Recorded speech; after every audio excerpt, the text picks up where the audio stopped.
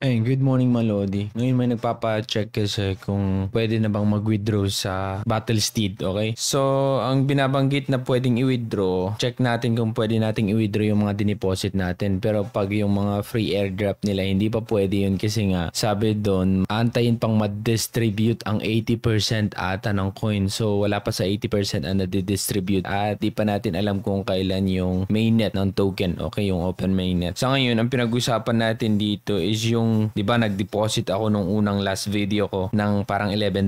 Tignan natin kung pwede nating ma-withdraw at tignan natin kung tumubo, okay? So, para pang testing lang, okay, kung gumagana nga ba talaga. So, okay, so ito, Battle Steed, open natin yan. Ayan, no, naglagay din ng 11, so meron tumubo na $1.75. So, try nating i-withdraw. So, gusto nating kunin lahat. Ito, yung order natin. So, stop natin siya. Stop.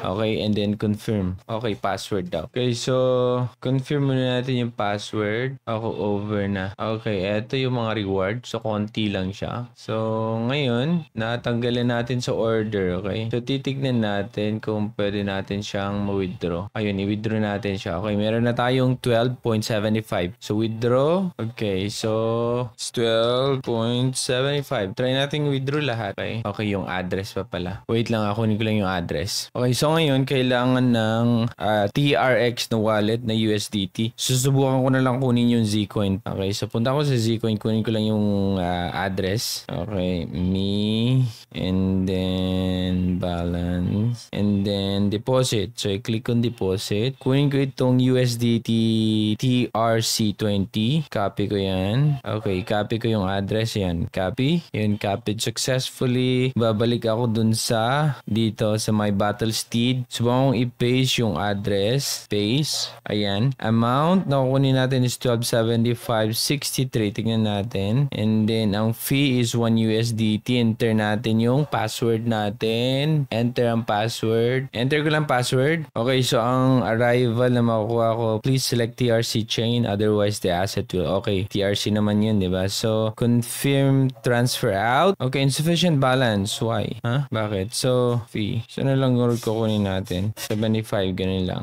Tama? Okay. Ayun. Submit, confirming. Please do not submit again. Confirm. Okay, na-submit na siya. Nasobrahan ko ata kasi yung nilagay. Ayun. Okay na siya. Wait natin. Okay. Wala pang transaction Ayun. Success, sabi nyo. Withdraw 12.75. Kaya wala na akong asset dito. Makita nyo naman. Ayun $1 na lang. Subukan nating i-check kung na-receive nga talaga. Wait, punta tayo sa dito. Uy. 11 yun, di ba? So, check natin yung transaction. Ayun pumasok mga load.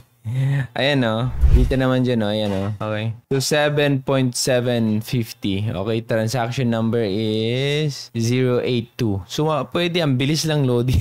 Okay, so from Battle Steed, sinend ko dito sa Zcoin na exchange. Tapos na-receive niya agad-agad. So andyan na agad-agad. Ganun lang pala mag-transfer. So inuulit ko itong sa Battle Steed mga lodi, okay? Kung ano lang yung inilagay ko. Okay, yung dineposit ko yun. Di ko alam kung itong TRX possible din ba na i-withdraw mo. Parang free lang to ni binibigay So, nagbibigay ata sila. Di ko alam kung lalagyan mo to. Pwedeng maging madami. So, ang minimum lang talaga na pwede mong i-withdraw is 10 TRX. So, hindi pa pwede yan. 4 pa lang. So, antayin natin. So, pwede Lodi ang mag-withdraw dito sa Battle Steed. So, sana itong BS pag mag-open mainnet na is pwede na ding ma-withdraw. So, yung i-deposit kong 11, naging $12.75, muntik nang naging 13, pero excited tayong i-withdraw para ma-check natin kung pwede. So, pwede mga lodi. Okay? So, kung gusto mong mag-deposit at ilagay mo yung USDT mo dito, wag lang masyadong malaki para pang testingan mo lang din para sa'yo. Okay? So, nakita naman natin, yun yung